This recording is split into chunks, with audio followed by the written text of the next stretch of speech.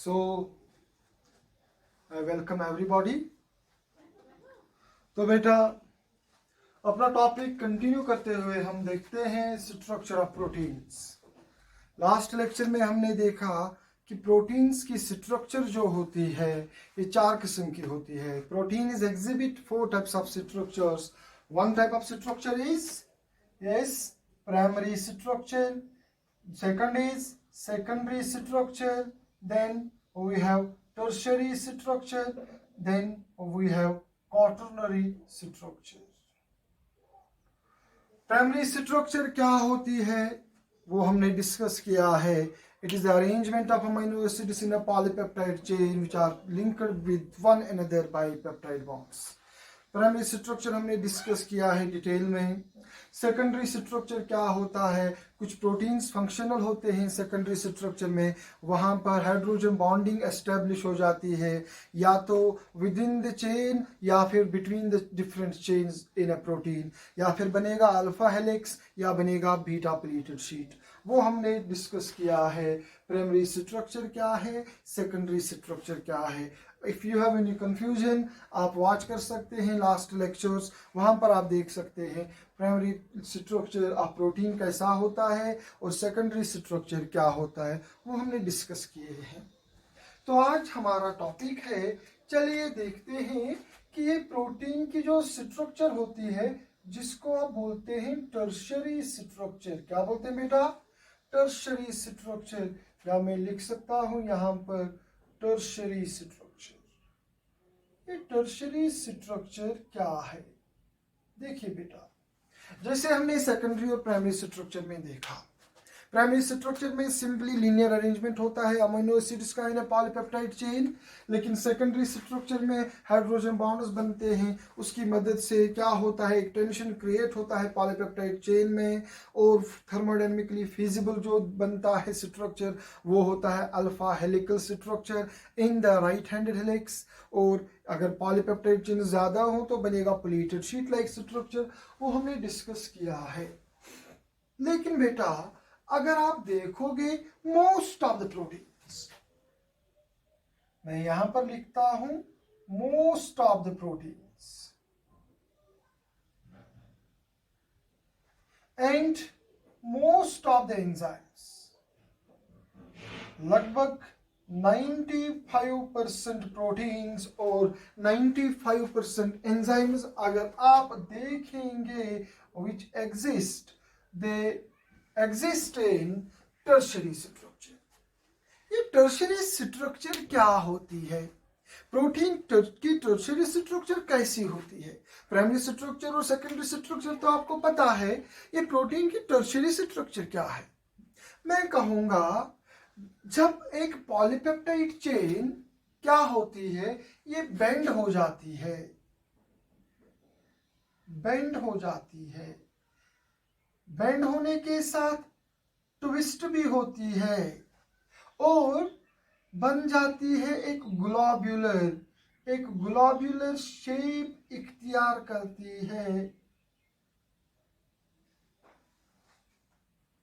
Compact हो जाती है। उस स्ट्रक्चर को हम बोलते हैं बेटा टर्शियरी स्ट्रक्चर।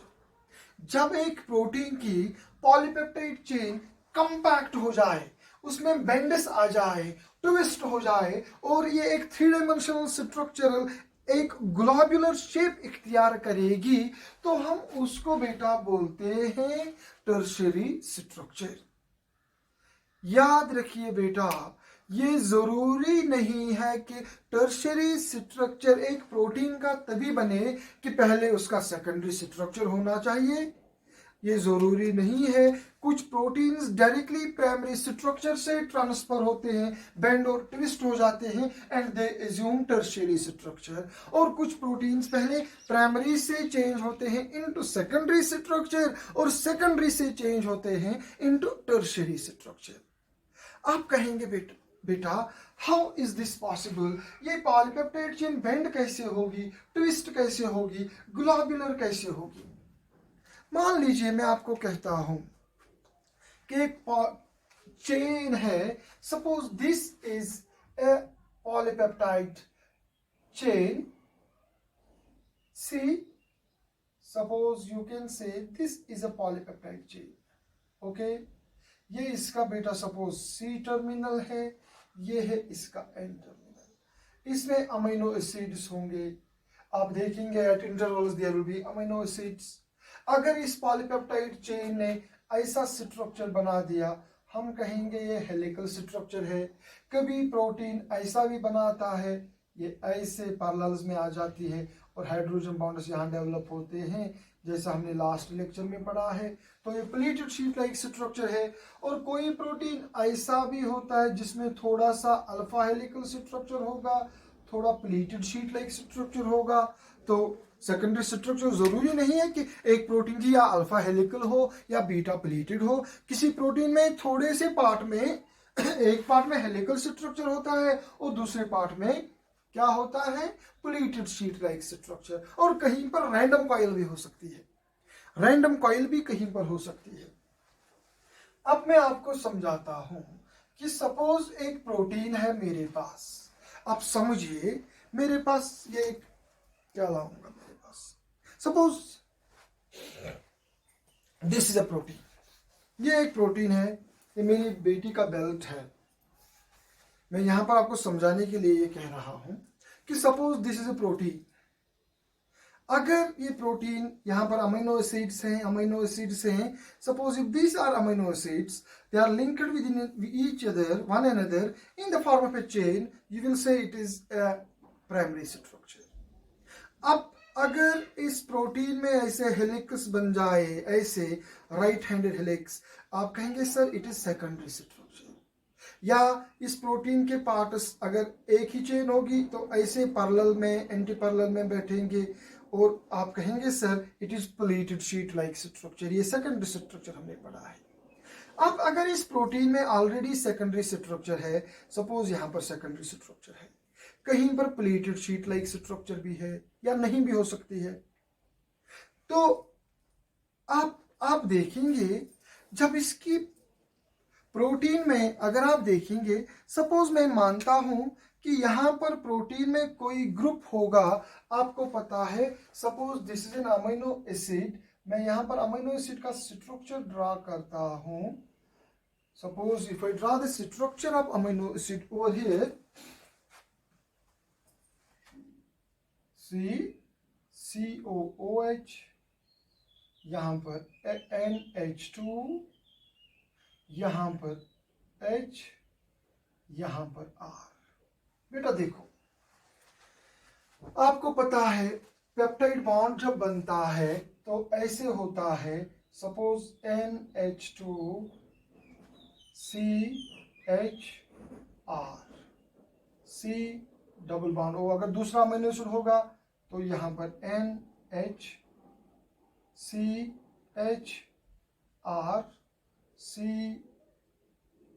COOH. यहां पर मैंने दो अमीनो एसिड्स दिखाए. ये दो अमीनो एसिड्स के दरमियान एक पेप्टाइड बॉन्ड है. अगर ये पेप्टाइड बॉन्ड है तो ये एक अमीनो एसिड है, ये दूसरा अमीनो एसिड है. अगर मैं यहां पर एक और अमीनो एसिड दिखाना चाहूंगा तो मैं लिखूंगा यहां पर CONH CHR COOH. सी यहां पर एक और पेप्टाइड बॉन्ड बनेगा. हमने डिस्कस किया है पेप्टाइड बॉन्ड डिटेल में. अब देखिए यहां पर ये ऑक्सीजन है, यहां पर ये हाइड्रोजन है. ऑक्सीजन और हाइड्रोजन हमने देखा है कि जब एक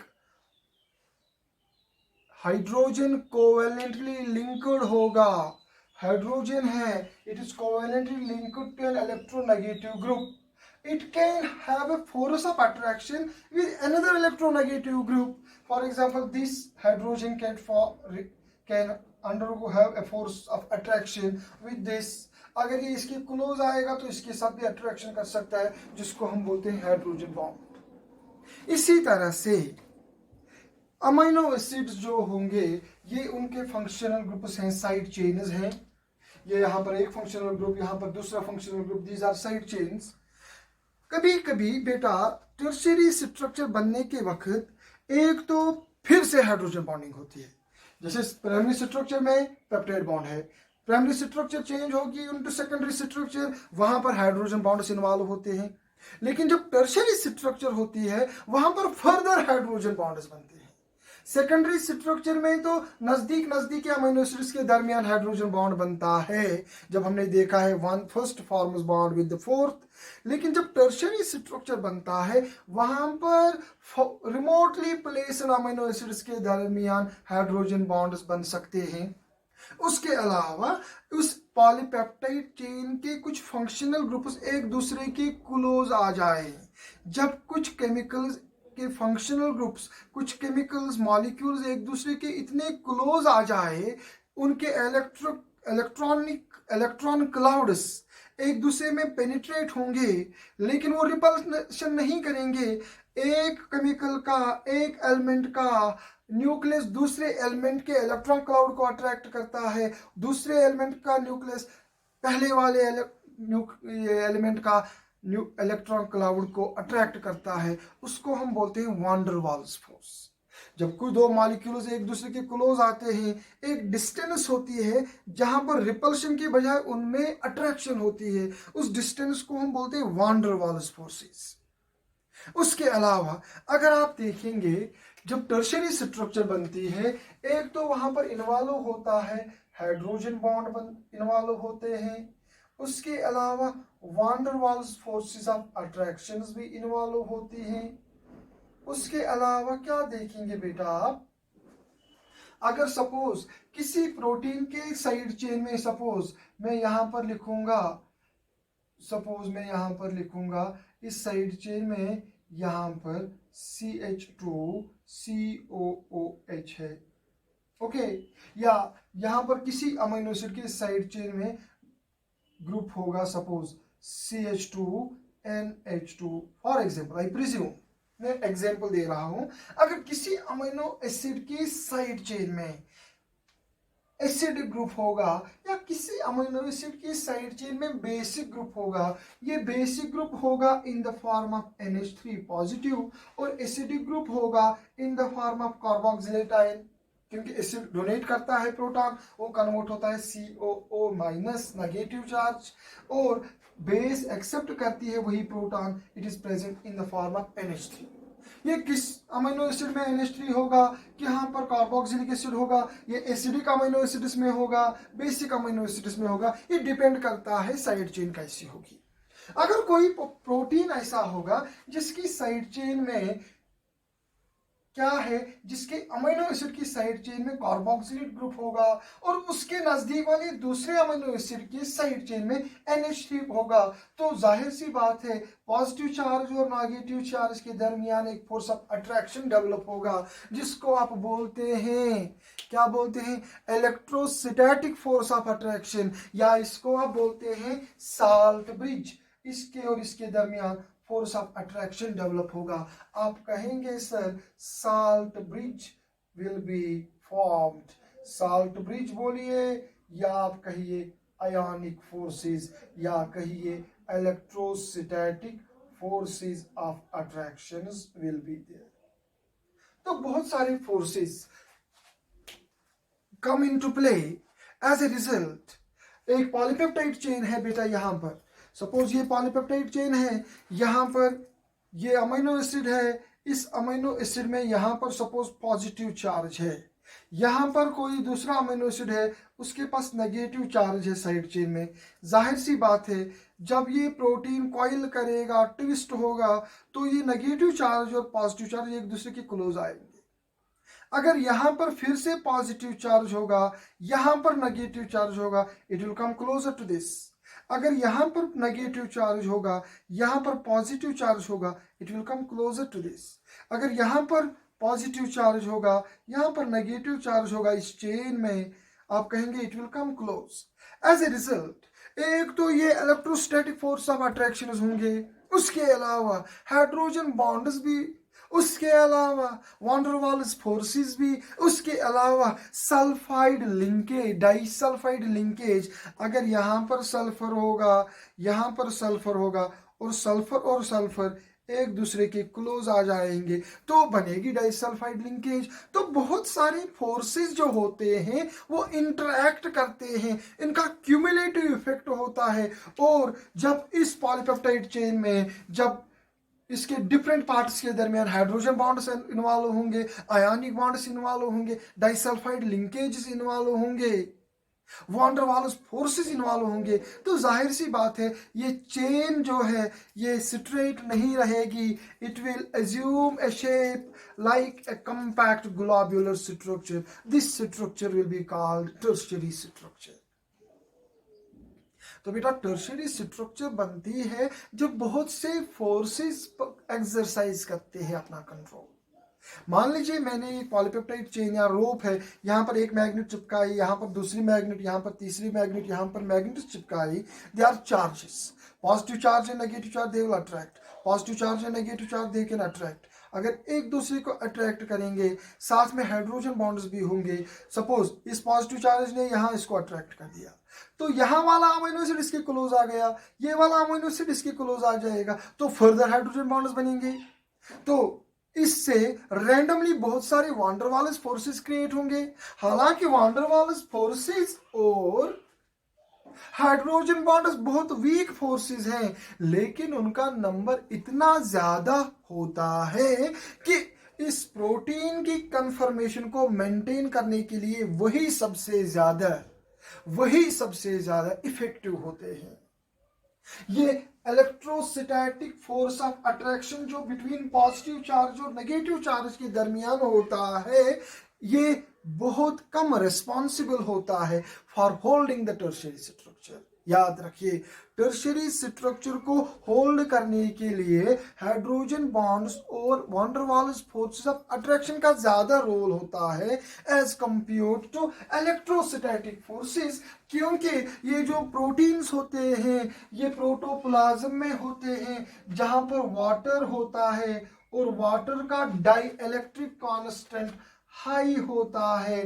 वाटर का डाइइलेक्ट्रिक कांस्टेंट हाई होता है, वहां पर electrostatic force of attraction between positive charge and negative charge जो होता है वो वीक होता है। तो याद रखिए, हालांकि टर्शियरी स्ट्रक्चर को मेंटेन करने में पहले इनका रोल होता है, लेकिन प्रोटोप्लाज्म में वो स्टेबल नहीं रहेंगे, वहां पर ज्यादा रोल होगा किनका, हाइड्रोजन बॉन्ड्स का और वान der Waals forces of attractions का।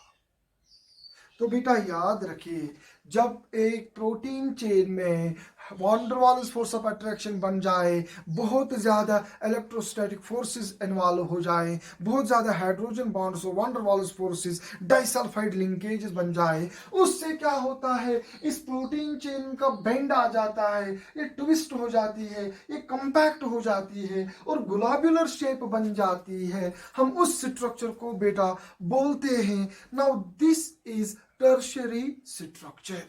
फॉर एग्जाम्पल मैं आपको यहां पर दिखाता हूं कि एक पॉलीपेप्टाइड चेन है, उसके दरमियान बहुत सारे फोर्सेस आ गए हैं। सपोज मैं यहां पर आपको दिखाता हूं बेटा, this is a protein. Suppose ये इस प्रोटीन के एक पार्ट है, यहां पर इनके क्या है, ये एक प्रोटीन है, इसका यहां पर है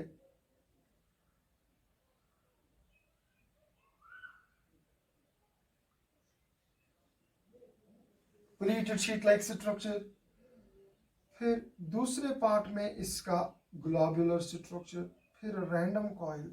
अगर आप देखेंगे, हो सकता है यहां पर कोई चार्ज जो होगा, अगर वहां पर कोई अमीनो एसिड का CO होगा, यहां पर अमीनो एसिड का NH होगा, तो वो NH जो होगा उसके और इसके दरमियान फोर्स ऑफ अट्रैक्शन होगा, तो ये दोनों एक दूसरे के क्लोज रहेंगे। तो मान लीजिए यहां पर फोर्स ऑफ अट्रैक्शन हो गया। अगर क्या होगा, सपोज ये प्रोटीन चेन में यहां पर बना रहा हूं, if you see this protein chain I draw over here, मैं यहां पर दिखा रहा हूं आपको different types of forces which come into play. Suppose this is a protein, it takes a globular shape. Suppose अगर बेटा यहाँ पर सल्फर होगा, जब ये प्रोटीन ट्विस्ट होगा, बेंड होगा, यहाँ पर सल्फर और सल्फर के दरमियान बन जाएगा डाइसल्फाइड लिंकेज।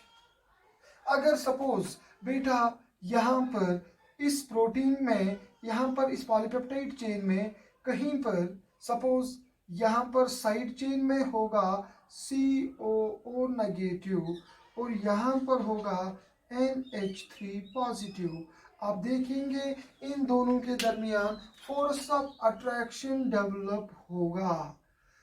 इसी तरह से सपोज अगर यहाँ पर ऑक्सीजन है, यहाँ पर हाइड्रोजन है, इन दोनों के दरमियान फोर्स ऑफ अट्रैक्शन डेवलप होता है।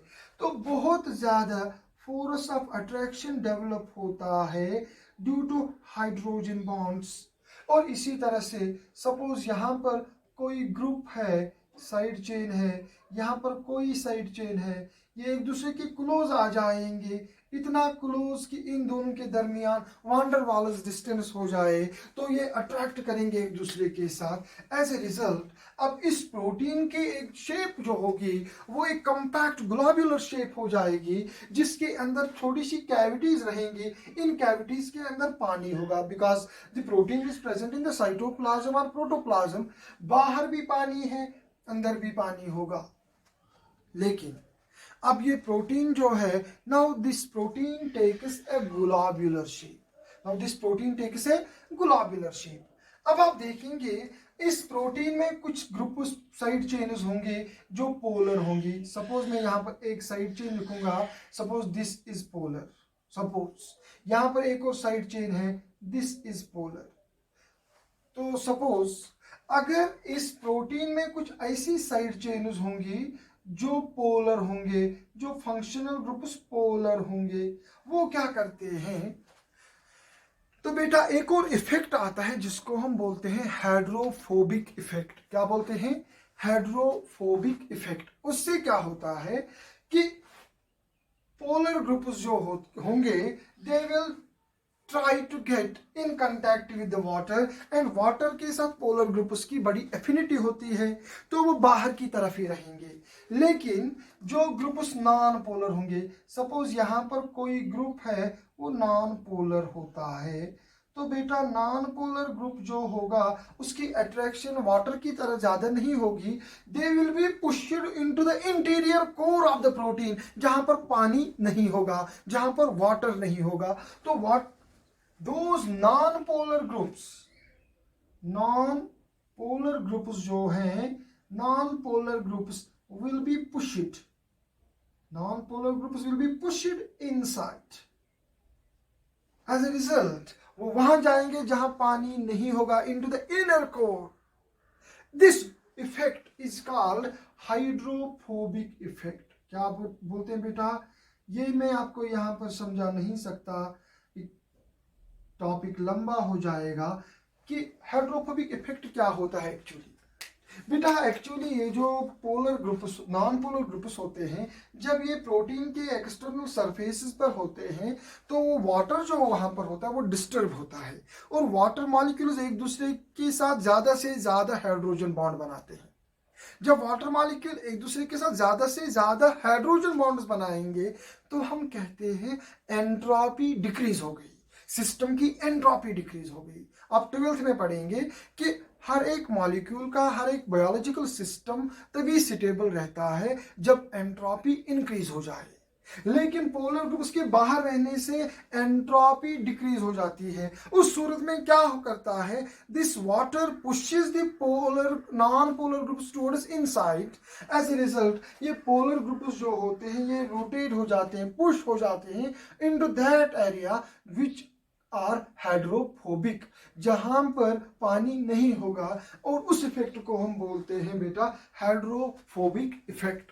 हाइड्रोफोबिक इफेक्ट इसलिए हो जाता है ताकि इस सिस्टम की, इस प्रोटीन की जो है ये थर्मोडायनेमिकली स्टेबल हो। अगर पोलर नॉन पोलर ग्रुप्स बाहर की तरफ रहेंगे तो वाटर मॉलिक्यूल ज्यादा से ज्यादा डिस्टर्ब होंगे, वो एक दूसरे से ज्यादा हाइड्रोजन बॉन्ड्स बनाने लगेंगे, उससे क्या होगा, सिस्टम की एंट्रोपी डिक्रीज होगी। लेकिन सिस्टम की एंट्रोपी डिक्रीज नहीं होनी चाहिए, इंक्रीज होनी चाहिए। उसको मेंटेन करने के लिए क्या होता है, ये polar group, non polar groups जाते हैं into the core of protein. तो अभी हमें वहां नहीं जाना है, मैं I will not go deep into that. मैं आपको अभी ये कहता हूं कि जब एक प्रोटीन चेन में पहले प्राइमरी स्ट्रक्चर अपने डिस्कस किया, फिर secondary structure, alpha helical structure, pleated sheet like structure, उसके बाद मैंने आपको कहा टर्शियरी स्ट्रक्चर वो स्ट्रक्चर है जिसमें एक प्रोटीन में हाइड्रोजन बॉन्ड्स बहुत ज्यादा डेवलप होंगे, van der waals forces of attraction develop होंगे, साल्ट ब्रिज या आयोनिक फोर्सेस, या आप इनको बोलते हैं इलेक्ट्रो स्टैटिक फोर्सेस डेवलप होंगे। उससे क्या होगा, उसकी वजह से ये पॉलीपेप्टाइड चेन बेंड होगी, ट्विस्ट होगी, ग्लोब्यूलर और कंपैक्ट बन जाएगी, और हम उस शेप को बोलते हैं बेटा टर्शियरी स्ट्रक्चर। और टर्शियरी स्ट्रक्चर एक 3 डायमेंशनल स्ट्रक्चर होता है जहां पर एक प्रोटीन का अपना एक्टिव साइट हो सकता है, एक एंजाइम की अपनी एक्टिव साइट हो सकती है। तो बेटा ये याद रखिए, tertiary structure is a compact globular shaped structure of a protein which comes into play, which is formed when many forces come into play, like hydrogen bonds, like van der Waals forces, like salt bridges, like hydrophobic interactions. तो for example protein chain में यहाँ पर oxygen है, यहाँ पर hydrogen है, इन दोनों के दरमियान हाइड्रोजन बॉन्ड, यहाँ पर हाइड्रोजन बॉन्ड, यहाँ पर हाइड्रोजन बॉन्ड, वान डर वाल्स फोर्सेस, यहाँ पर इलेक्ट्रोस्टैटिक फोर्सेस डेवलप होते हैं। एज ए रिजल्ट ये प्रोटीन चेन जो है ये बन जाती है ग्लोब्यूलर। तो इस स्ट्रक्चर को बेटा हम बोलते हैं क्या बोलते हैं, टर्शियरी स्ट्रक्चर। अगर आप इस प्रोटीन को हीट करेंगे, अगर आप बेटा याद रखिए, इस प्रोटीन की टर्शियरी स्ट्रक्चर या सेकेंडरी स्ट्रक्चर को मेंटेन कौन करता है, हाइड्रोजन बॉन्ड्स। अगर हाइड्रोजन बॉन्ड्स टूट जाएंगे तो सेकेंडरी स्ट्रक्चर भी या टर्शियरी स्ट्रक्चर भी बिल्कुल डिसरप्ट होगी। इसी तरह ये प्रोटीन की टर्शियरी स्ट्रक्चर है, प्रोटीन की टर्शियरी स्ट्रक्चर को सबसे ज्यादा स्टेबल करने में मदद देते हैं ये हाइड्रोजन बॉन्ड्स और वान डर वाल्स, और सबसे ज्यादा hydrogen bonds are responsible for giving stability to the tertiary structure. अगर आप प्रोटीन को हीट देंगे, सारे के सारे हाइड्रोजन बॉन्ड्स टूट जाएंगे एट हायर टेम्परेचर। जब हाइड्रोजन बॉन्ड्स टूट जाएंगे तो क्या ये प्रोटीन अब इस शेप में रहेगा, जब ये फोर्स भी खत्म हो जाएगा, ये फोर्स भी खत्म हो जाएगा, ये फोर्स भी खत्म हो जाएगा, ये प्रोटीन अपनी ओरिजिनल शेप में आ जाएगा, तो हम कहेंगे इसकी टर्शियरी स्ट्रक्चर लूज हो गई। जब इसकी स्ट्रक्चर ही लूज हो गई, मैंने आपको पहले ही कहा है, जब ये प्रोटीन की स्ट्रक्चर लॉस होती है, जब एक प्रोटीन लूज करता है अपनी स्ट्रक्चर को, वो अपनी फिजियोलॉजिकल और बायोलॉजिकल प्रॉपर्टी भी लूज करता है। उस प्रोसेस को हम बोलते हैं डिनेचुरेशन। क्या बोलते हैं बेटा, denaturation is a process when A protein becomes ineffective, when a protein loses its function. Why it loses its function? Because loss of hydrogen bonds. Loss कैसे होगा हाइड्रोजन बॉन्ड्स का, अगर आप इसको हीट देंगे, अगर आप प्रोटीन को ट्रीट करेंगे स्ट्रॉन्ग एसिड में, अगर आप प्रोटीन को ट्रीट करेंगे स्ट्रॉन्ग बेस में, अगर आप प्रोटीन्स को ट्रीट करते हैं किसी स्ट्रॉन्ग एसिड से, किसी स्ट्रॉन्ग बेस से, या आप बहुत ज़्यादा हाई टेम्परेचर देंगे, तो इन प्रोटीन्स के हाइड्रोजन बॉन्ड्स टूट जाएंगे, और हाइड्रोजन बॉन्ड्स ही एक्चुअली इनको मेंटेन रखते हैं। जब हाइड्रोजन बॉन्ड्स ही टूट जाएंगे तो एक प्रोटीन की शेप ही डिस्ट्रॉय हो जाएगी, और हम कहेंगे प्रोटीन अपनी बायोलॉजिकल फंक्शन लूज करेगा, और हम उस प्रोसेस को बोलते हैं डिनेचुरेशन। क्या बोलते हैं, डिनेचुरेशन। और कभी कभी कुछ प्रोटीन्स में, कुछ एंजाइम्स में, बहुत कम प्रोटीन्स और एंजाइम्स में ये प्रॉपर्टी है कि जब आप ये हीट या एसिड या बेस जिनकी मदद से आपने डिनेचुरेशन की, उसको बेटा बोलते हैं डिनेचुरिंग एजेंट। क्या बोलते हैं, डिनेचुरिंग एजेंट। अगर आप डिनेचुरिंग एजेंट को दूर कर देते हैं, एक प्रोटीन को एसिड से निकाल देते हैं, बेस से निकाल देते हैं, या हाई टेम्परेचर से लो टेम्परेचर में डालेंगे तो कुछ प्रोटीन्स में, कुछ एंजाइम्स में ये प्रॉपर्टी है कि वहां पर फिर से हाइड्रोजन बॉन्ड्स बनने लगते हैं और उस सूरत में प्रोटीन अपनी टर्शियरी स्ट्रक्चर वापस रिगेन करता है और हम कहते हैं उसको रिनेचुरेशन। क्या बोलते हैं बेटा? एक होता है denaturation. Denaturation means loss of structure of a protein due to breakage of hydrogen bonds. In some cases, renaturation can take place when you remove the denaturing agent. Is that clear? तो बेटा इसके बाद हम देखेंगे tertiary structure के बाद देखेंगे कि ये क्वाटरनरी स्ट्रक्चर क्या होती है। क्या देखेंगे? क्वाटरनरी स्ट्रक्चर क्या होती है।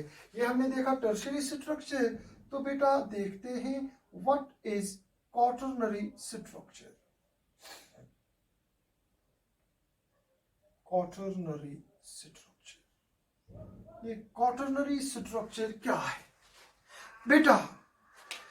कुछ प्रोटीन्स होते हैं which are made up of single polypeptide chain, उनको हम बोलते हैं मोनोमेरिक प्रोटीन्स। और कुछ प्रोटीन्स होते हैं which are made up of many polypeptide chains, उनको हम बोलते हैं ऑलिगोमेरिक प्रोटीन्स। अगर कोई प्रोटीन जिसमें एक से ज्यादा पॉलीपेप्टाइड चेन्स हो, अगर कोई प्रोटीन होगा ओके with more than, याद रखिए, with more than one polypeptide chain. अगर कोई प्रोटीन होगा, क्या होगा?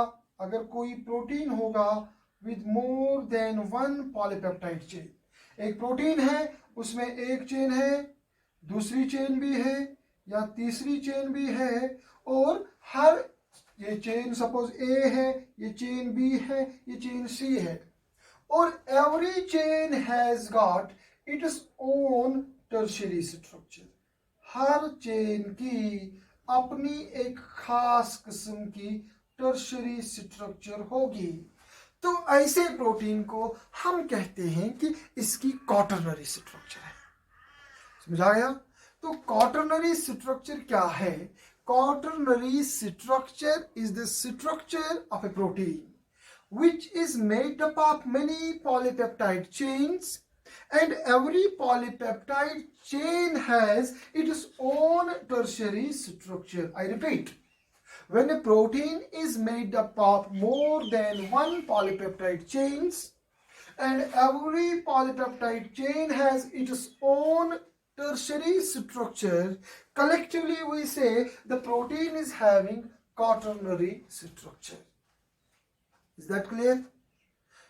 All the bonds, all the forces, all the bonds, all the forces which stabilize tertiary structure, they are responsible for stabilizing quaternary structure except disulfide linkages. मैं बता रहा हूं बेटा, रिपीट कर रहा हूं, याद रखिए। all the forces, all the attractions which are responsible for holding the tertiary structure are present in the quaternary structure except disulfide linkages. Most of the proteins are functional at tertiary structure.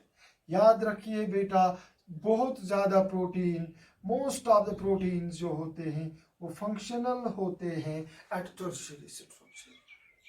Quaternary structure क्या है? When a protein is made up of more than one polypeptide chains and every polypeptide chain is having a particular tertiary structure, we call that as quaternary structure. For example, मैं आपको बता रहा हूँ haemoglobin.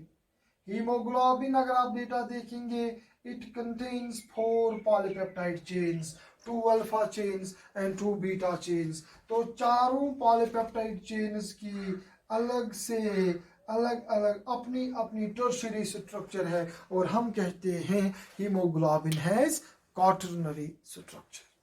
Is that clear? Is that clear?